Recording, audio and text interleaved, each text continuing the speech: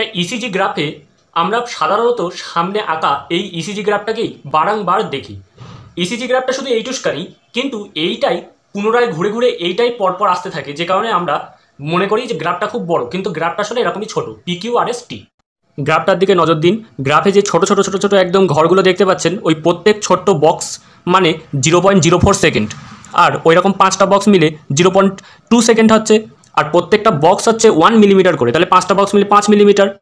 প্রথমে আমরা চেক করব যে আমাদের হার্ট নিয়মিত ঠিকভাবে কাজ করছে কিনা, একই গতিতে কাজ করছে কিনা। তা সামনে যে গ্রাফটা দেওয়া রয়েছে তাতে দেখানো অংশটা হচ্ছে আর ইন্টারভাল। এই দূরত্বটা যদি সবার ক্ষেত্রে সেম হয়, যেমন এই সামনে এই গ্রাফের ক্ষেত্রে দেখো আর ইন্টারভাল সকলের ক্ষেত্রে সেম দৈর্ঘ্য, এই ক্ষেত্রে সূত্র অ্যাপ্লাই হচ্ছে 300 divided by R interval. R interval মানে একটা লার্জ বক্স।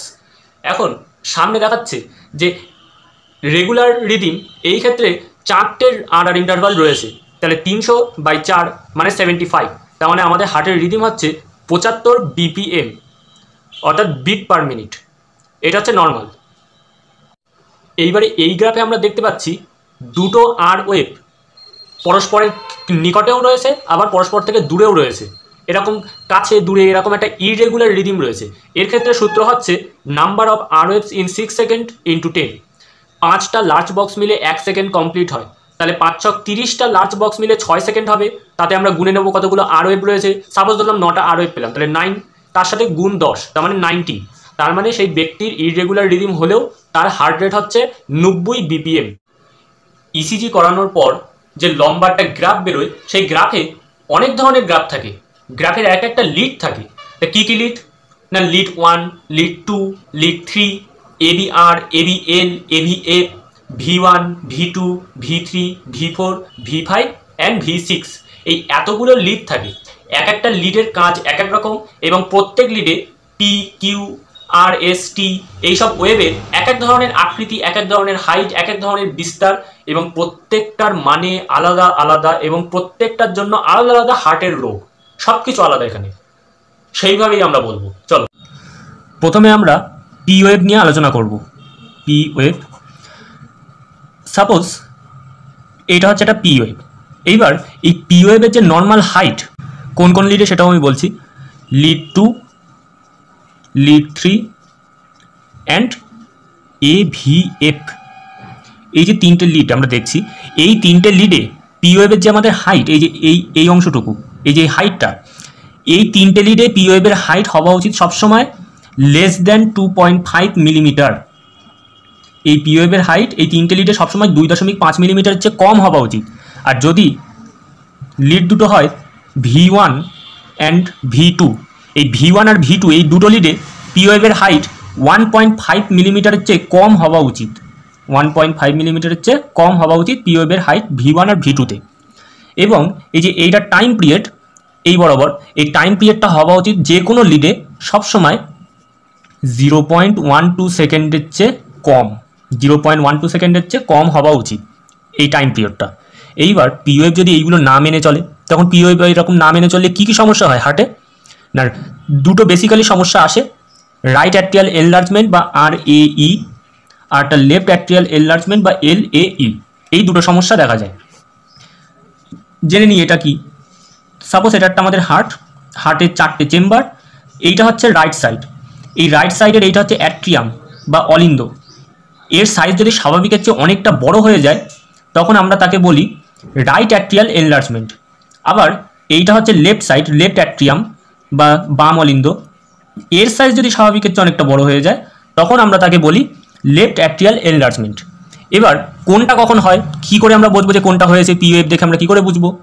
না, রাইট অ্যাট্রিয়াম এনলার্জমেন্টটা প্রথমে কী করে বুঝবো সেটা দেখে নিই। লিড 2, 3 অ্যান্ড AVF, এই 3টে লিডের ক্ষেত্রে আমরা ফার্স্টে বলেছিলাম 2.5 মিলিমিটারের চেয়ে কম হাইট হওয়া উচিত পি ওয়েভের, কিন্তু যদি দেখা যায় এই 3টে লিডে height greater than equal 2.5 millimetre হচ্ছে, অর্থাৎ 2.5 মিলিমিটার নয়তোবা তার চেয়ে বেশি হচ্ছে হাইট পি ওয়েভের, তখন এই রাইট অ্যাট্রিয়াল এনলার্জমেন্টটা হয়। আর এইবারে আরটা হয়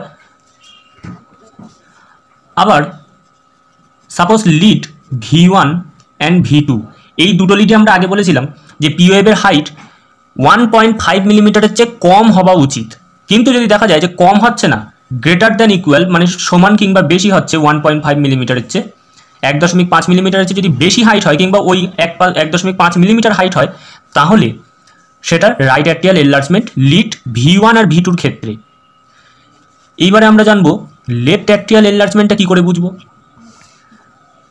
লেফট অ্যাট্রিয়াল এনলার্জমেন্টে আমরা লিড 2টা চেক করব ফার্স্ট।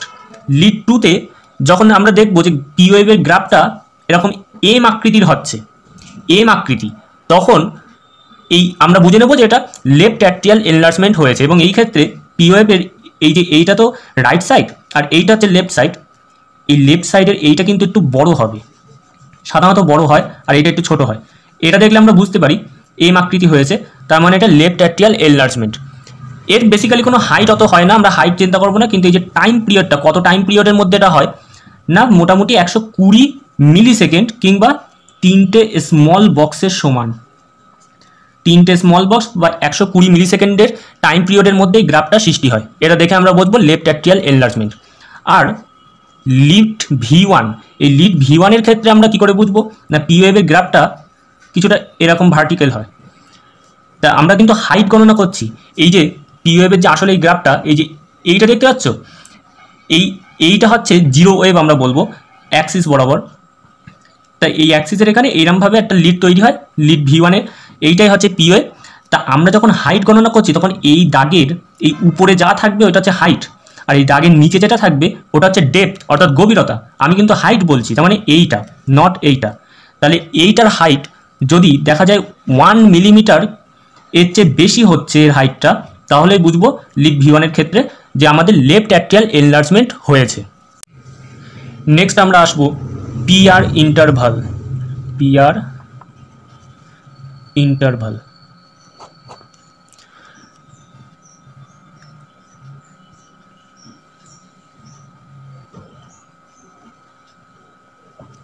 এই যে পি ওয়েভ, এবং এই পি ওয়েভের এইখান থেকে শুরু, আর পি ওয়েভটা চলতে চলতে এই জায়গায় গিয়ে পি ওয়েভটা শেষ হয়। এমনি নর্মাল পি ওয়েভ বলতে আমরা এই টুসকানি অংশটাকেই বুঝবো, কিন্তু যখন আমরা PR ইন্টারভাল বলবো, আর হচ্ছে এই বিন্দুটা, তা তখন এই ঠিক এই অবধি এই লেন্থটাকে আমরা বলবো PR ইন্টারভাল। এইবারে PR ইন্টারভালটা যে কোনো লিডেই নর্মাল টাইম পিরিয়ডটা কত, এর কোনো নির্দিষ্ট হাইট হয় না, হাইটের ব্যাপারটা আমরা এখন চিন্তা করবো না। এমনি এর লেন্থটা কত হওয়া উচিত না, এই নর্মাল যে টাইম পিরিয়ডটা সেটা হওয়া উচিত 0.12 থেকে 0.2 সেকেন্ড, কিংবা 3 থেকে 5টা স্মল বক্স, 3 থেকে 5টা স্মল বক্স কিংবা 0.12 থেকে 0.2 সেকেন্ড, এই টাইম পিরিয়ডের মধ্যেই PR ইন্টারভালটা যদি থাকে তাহলে সেটা নর্মাল। কিন্তু যদি বা না থাকে, তা কী কী সমস্যা হয়? সাধারণত AV ব্লকস, আমি রোগগুলো সম্বন্ধে বিশদে কিচ্ছুই বলবো না, নাহলে ভিডিওটা অনেক বড় হয়ে যাবে। আমি হালকার উপর দিয়ে যদি কিছু বলা যায় তাহলে একটু বলবো, এছাড়া শুধু নামগুলো বলবো রোগের। সাধারণত AV ব্লকস দেখা যায়, নয়তো দেখা যায় WPW সিনড্রোম, তারপরে অনেক সময় দেখা যায় পেরিকার্ডিটিস, এই রোগগুলো দেখা যায় বেসিক্যালি, মেনলি এই 3টে রোগই। তো এবার কীভাবে, এইটা সাধারণত প্রলংড, রিডিউস অ্যান্ড ডিপ্রেসড, এই 3টে এতে দেখা যায়, সেটাও আমরা বলবো। যে কোনো লিড হোক না কেন, যে কোনো লিড, এর কোনো নির্দিষ্ট লিড নেই যে এই লিডেই হতে হবে, যে কোনো লিডে যদি এই PR ইন্টারভালের এই যে টাইম পিরিয়ডটা, এইটা যদি গ্রেটার দ্যান ইকুয়াল 0.2 সেকেন্ড হয়ে যায়, অর্থাৎ 0.2 সেকেন্ডের চেয়ে বেশি হয়ে যায় কোনোভাবে, তার মানে সেটা হচ্ছে প্রলংড স্টেজ, অর্থাৎ বিস্তৃত স্থান। সেক্ষেত্রে AB ব্লকস হয়, বা বোঝা যায় যে আমাদের AB ব্লকস হয়েছে। AB ব্লকস কি না, AB নোট আর SA নোট, এই নোট থাকে কিছু যেগুলো আমাদের হৃদস্পন্দন সৃষ্টি করে, তো সেখানে ব্লকেজ, এর সম্বন্ধে বিশদে কিচ্ছুই বলবো না। তা এই AB ব্লকস তখন হয়েছে, এটা বুঝে নিতে হয়। আর এছাড়াও ফার্স্ট ডিগ্রি AB ব্লক। আর যদি এটা রিডিউসড হয়, রিডিউসড বলে দিচ্ছি কি, যদি এই টাইম পিরিয়ডটা কোনোভাবে লেস দ্যান ইকুয়াল 0.12 সেকেন্ড হয়ে যায়, অর্থাৎ 0.12 সেকেন্ডের চেয়ে যদি এইটা কম হয়ে যায়, তখন WPW সিনড্রোম কিংবা second degree AB blocks type 1 এইটা দেখা যায়। আর যদি ডিপ্রেসড হয়ে যায়, ডিপ্রেসডটা কি, এই যে PR ইন্টারভাল, এইটা আমরা ফার্স্টে বলেছিলাম যে আমরা একটা এখানে জিরো ওয়েভ ধরে নেব, এই যে এইটা আর এটাকে আমরা জিরো ওয়েভ বলেছিলাম, মানে এখান থেকেই আসলে লাইনটা টানা তো শুরু হয়েছে এখান থেকে, এইটার উপর আমরা ফোকাস করব। তাই এই বরাবর এইটা হচ্ছে জিরো ওয়েভ বা অ্যাক্সিস, এর উপরে হাইট, এর নিচে ডেপথ বা গভীরতা নির্ণয় করি আমরা বলেছিলাম। এইবার ডিপ্রেসড মানে কি, এর উপরে যেটাই থাকবে ওটা হচ্ছে প্রলংড অর্থাৎ বিস্তৃত, আর এর তলায় যেটা থাকবে, তলায় যে জিনিসই থাকুক না কেন, এটার তলায় রয়েছে মানে আমরা বলবো ঝুলে রয়েছে, এইটাকেই বলবো আমরা ডিপ্রেসড। অর্থাৎ অনেক সময় দেখা যায় এই যে পিআর ইন্টারভাল যেটা এই অ্যাক্সিসের উপরে রয়েছে, অনেক সময় দেখা যায় এরম উপরে রয়েছে, যেটার জন্য কি হয় এই যে আমরা বললাম এক্ষুনি। অনেক সময় কি দেখা যায় এই ওয়েভটা পিআর ইন্টারভালটা এই দাগের তলায় চলে আসে অনেক সময়, এইটাই হচ্ছে ডিপ্রেসড। ঠিক আছে, এইটা হচ্ছে ডিপ্রেসড। এই ডিপ্রেস যদি দেখা যায়, অর্থাৎ এই অ্যাক্সিসের যদি তলায় দাগটা কোনোভাবে চলে আসে, এই পিআর ইন্টারভালের দাগটা যদি এই অ্যাক্সিসের তলায় চলে আসে, তখন আমাদের হয় পেরিকার্ডিটিস। ঠিক আছে, নেক্সট এবার আমরা আসবো QRS complex. QRS complex, QRS কমপ্লেক্সে কি হয়, প্রথমে গ্রাফটা টানি, এই হচ্ছে পি ওয়েভ, এটা নিচে নেমে এই উপরে উঠলো, আবার এখান থেকে যাওয়া শুরু হলো, এইটা হচ্ছে কিউ আর এস, এই টোটাল এইটা হচ্ছে কিউআরএস কমপ্লেক্স। এটা কি হয় না, এর যে টাইম ডিটারমিনেশন, টাইম পিরিয়ড যেটা এখান থেকে এই অবধি, এই টাইম পিরিয়ডটা নর্মালি কত হওয়া উচিত না, যে কোনো লিডেই, এরও লিড ভিত্তিক ওরকম কিছু নেই, যে কোনো লিডেই এই টাইম পিরিয়ডটা হওয়া উচিত 0.08 সেকেন্ড থেকে 0.12 সেকেন্ডের মধ্যে, অর্থাৎ 2 থেকে 3টে স্মল বক্সের সমান। 2 থেকে 3টে স্মল বক্স কিংবা 0.08 থেকে 0.12 সেকেন্ডের টাইম পিরিয়ডের মধ্যে হলেই এটা নর্মাল আমরা হিসাব করব। আর এই যে হাইটটা, এই হাইটটা মোটামুটি কতটা হওয়া উচিত, এই হাইটটা হওয়া উচিত সবসময় 5 থেকে 30 মিলিমিটার এর মধ্যে। 5 থেকে 30 মিলিমিটারের মধ্যে হাইটটা হলে এটা নর্মাল। এরও ক্ষেত্রে একটা সমস্যা হয়, আমরা যে বললাম এই কিউআরএস কমপ্লেক্সের এই হাইটটা হওয়া উচিত 5 থেকে 30 মিলিমিটারের মধ্যে। এখন যদি এটা খুব টল হয় অর্থাৎ লম্বা হয়, কতটা লম্বা, এই 30 মিলিমিটারের চেয়ে যদি বেশি লম্বা হয়ে যায়, এই কিউআরএস কমপ্লেক্সের হাইট যদি 30 মিলিমিটারের চেয়ে বেশি হয়ে যায়, তখন সাধারণত কি হয় না, ভেন্ট্রিকিউলার ডিপোলারাইজেশন স্লো হয়ে যায়। মানে যদি এটা আমাদের হার্ট হয়, 4টে চেম্বার, ভেন্ট্রিকিউলার ডিপোলারাইজেশন, ভেন্ট্রিকিউলার চেয়ে এইগুলো ভেন্ট্রিকেল নিলয়, এগুলো হৃৎপিণ্ডের, এর ডিপোলারাইজেশন মানে এইগুলো যখন চুপসকে গেলে তাকে আমরা ডিপোলারাইজেশন বলি। এইটা খুব স্লোলি চলে, ঠিক আছে, এইটা খুব স্লো হয়ে যায়। যদি এইটা খুব টল হয়ে যায় অর্থাৎ এর হাইট 30 মিলিমিটারের চেয়ে বেশি হয়ে গেলে এই প্রক্রিয়াটা খুব স্লো হয়ে যায়। আবার যদি এর হাইটটা খুব শর্ট হয়, বেটে কতটা, 5 মিলিমিটারের চেয়েও কম, 5 মিলিমিটারের চেয়েও যদি এর হাইট কমে যায়, তখন এই যে ভেন্ট্রিকিউলার ডিপোলারাইজেশন এটা খুব র্যাপিড হয়ে যায়, খুব দ্রুত গতিতে হয়, দুটোই খারাপ। নেক্সট এবার আমরা আসবো এসটি সেগমেন্ট। এসটি সেগমেন্ট, এটাও লাস্ট জেনে নিই কী জিনিস। এসটি সেগমেন্টে প্রথমে একটা গ্রাফ আঁকছি, এই যে কিউআরএস কমপ্লেক্স একে, এই টি ওয়েভ শুরু, এই যে এই ঠিক এইটুখানি অঞ্চল আমি বোর্ড দিয়ে দেখিয়ে দিচ্ছি, বোল্ড করে দিয়েছি, এইটা হচ্ছে এসটি সেগমেন্ট, এইটা হচ্ছে এসটি সেগমেন্ট। এখন এই এসটি সেগমেন্ট যদি উল্টোপাল্টা দেখায়, তখন আমরা সেটা দেখে কি বুঝতে পারবো, অ্যাকিউট মাইকর্ডিয়াল ইনফ্র্যাকশন, পেরিকার্ডিটিস, এছাড়া বিভিন্ন ধরনের এমআই আমরা বুঝতে পারবো। তো এক এক করে আমরা সব বলি।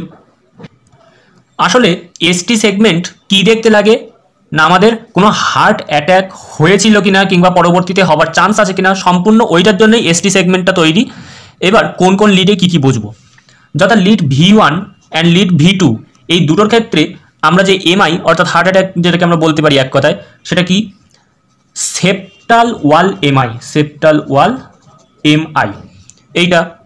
আবার লিড V3 অ্যান্ড V4, এতে আমরা বুঝতে পারবো anterior wall MI, anterior wall MI.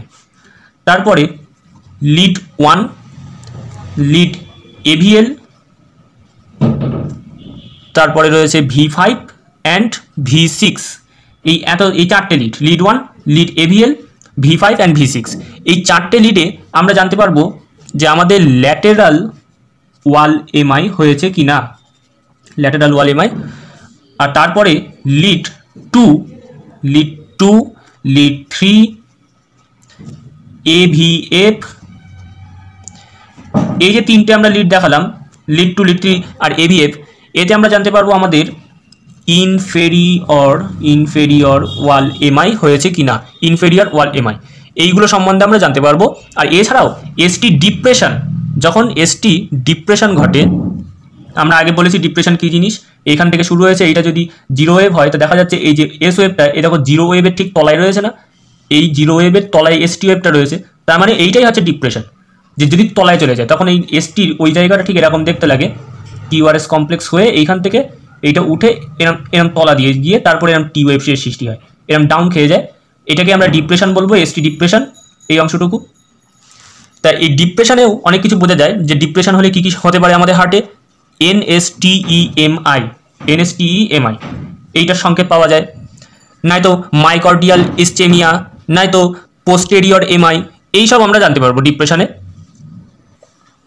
এইবারে আমরা এক এক করে এটা জেনে নিই যে কী করে, লিড তো জানলাম যে কোন লিডে আমরা কোনটা জানতে পারবো, এবার কীভাবে জানতে পারবো সেটা জেনে নিই একটু।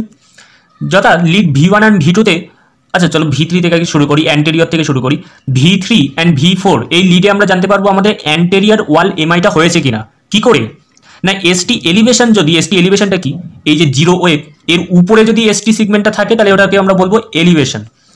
ওটা কিরকম হয়, এই যে আমরা বলেছিলাম এটা ডাউন খেয়ে গেলে ডিপ্রেশন, এটা যদি ডাউন না খেয়ে এখান থেকে উপরে চলে গিয়ে তারপরে এটা শুরু হতো, এই যে উপরে যদি চলে যেত এইটাকে আমরা বলবো এলিভেশন, ঠিক আছে, এলিভেশন। তা এই এসটি এলিভেশন যদি is greater than equal 2 millimetre হয়ে যায়, মানে 2 মিলিমিটারের চেয়ে যদি বেশি এলিভেশন হয়ে যায় হাইটটা, তখন আমরা বলবো অ্যান্টেরিয়র ওয়াল এমআই হয়েছে। লিড V3 আর V4এই কিন্তু এটা ধরা পড়বে, অন্য কোথাও পড়বে না। এরপর যে আমরা আসবো ইনফেরিয়র ওয়াল এমআইতে, এখানে চলে আসি, যেটা আমরা ধরা কোনটাতে পড়ে, লিড 2, লিড 3 আর AVF এ পড়ে, ঠিক আছে।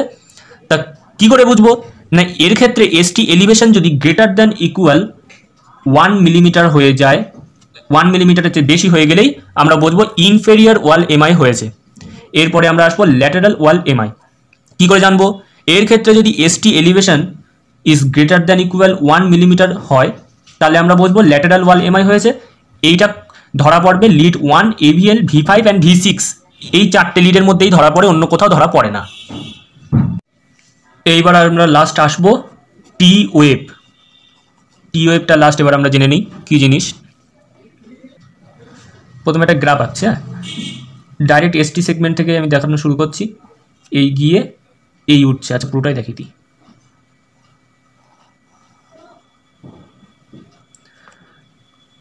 এইটা হচ্ছে টি ওয়েভ, এইটা। এইবারে আমরা কি করে জানবো কোনটা কি, এই যে টি ওয়েভ এটা সাধারণত সব লিডেই আপরাইট ডাইরেকশন প্রকাশ করে, মানে এই উপরের দিকেই থাকে, এটা সবসময় এরকম উপরের দিকেই থাকে এবং একটু ডান দিক ঘেঁষে থাকে, এরকম একটু ডান দিক ঘেঁষে থাকে, সব লিডেই সাধারণত হয়। শুধু AVR অ্যান্ড V1 এই দুটো লিড বাদে, এই দুটো লিড বাদে বাকি যত লিড তাতে এরকম উপরের দিকেই সাধারণত থাকে, টি ওয়েভটা একটু ডান দিক ঘেঁষে থাকে, আর কিছু না। এখন এই টি ওয়েভের যদি হাইট খুব বেশি হয় তখন তাকে আমরা বলবো হাইপার ক্যালেমিয়া হয়েছে। আবার এবার দেখো, এখন চেস্ট লিড বলতে কোনগুলো, V1 থেকে শুরু করে V6 অবধি যতগুলো লিড রয়েছে সবগুলো চেস্ট লিডের মধ্যে পড়ে, আর বাকি যেসব লিড ওগুলো আদার্স লিড, ঠিক আছে, আদার্স লিড। তা আমরা চেস্ট লিডের ক্ষেত্রে কি করে জানবো যে টি ওয়েভের হাইট যদি গ্রেটার দ্যান 10 মিলিমিটার হয়ে যায়, V1 থেকে শুরু করে V6 অবধি যে কোনো লিডে যদি টি ওয়েভের হাইট গ্রেটার দ্যান 10 মিলিমিটার হয়ে যায়, 10 মিলিমিটার চেয়ে বেশি হয়ে যায়, তাহলে হাইপার ক্যালেমিয়া হয়েছে। আর বাকি যে কোনো লিডে যদি টি ওয়েভের height is greater than 5 millimetre হয়ে যায়, 5 মিলিমিটার চেয়ে বেশি হয়ে যায়, তাহলেও হাইপার ক্যালেমিয়া হয়েছে। এবার এই যে টি ওয়েভ, এই টি ওয়েভের এই যে টাইম পিরিয়ডটা, এই টাইম পিরিয়ড যদি গ্রেটার দ্যান 0.2 সেকেন্ড হয়ে যায়, গ্রেটার দ্যান 0.2 সেকেন্ড, 0.2 সেকেন্ডের চেয়ে বেশি হলেই টাইম পিরিয়ডটা আমরা তাকে বলবো হাইপার অ্যাকিউট। হাইপার অ্যাকিউট হলে কি হয়, আর্লি স্টেমি, খুব শীঘ্র স্টেমি হওয়ার সম্ভাবনা থাকে। আর যদি ইনভার্টেড টি ওয়েভ হয়, ইনভার্টেড কি না, আমরা বলেছিলাম এই জিরো ওয়েভের তলায় যেটা থাকবে সেটা হচ্ছে ডিপ্রেসড, আর টি ওয়েভের ক্ষেত্রে সেটাকেই আমরা বলবো ইনভার্টেড। অর্থাৎ এই টি ওয়েভটা যদি এরকম উল্টো দিক ঝুলে থাকে, এরকম নিচের দিকে থাকে, এটাকে আমরা বলবো ইনভার্টেড টি ওয়েভ। এটা হলে আমরা সবসময় কি বুঝবো, নয়তো আমাদের মায়োকার্ডিয়াল ইসচেমিয়া হয়েছে, নয়তো ভেন্ট্রিকিউলার হাইপারট্রফি হয়েছে। এবার লেফট ভেন্ট্রিকিউলার হাইপারট্রফি, এক্ষেত্রে আমাদের এই যে কিউআরএস কমপ্লেক্সটা একটু বিচার করতে হবে। এক্ষেত্রে আমরা টি ওয়েভ থেকে কিউআরএস কমপ্লেক্সে ফিরে যাব, যে আমাদের লেফট ভেন্ট্রিকুলার হাইপারট্রফি হয়েছে না right ventricular hypertrophy. Left ventricular হাইপারট্রফিতে কি হয়, এই যে এটাকে আমরা বলবো এস ওয়েভ, ঠিক আছে, কিউআরএস কমপ্লেক্স, এইটাকে বলবো আমরা এস ওয়েভ।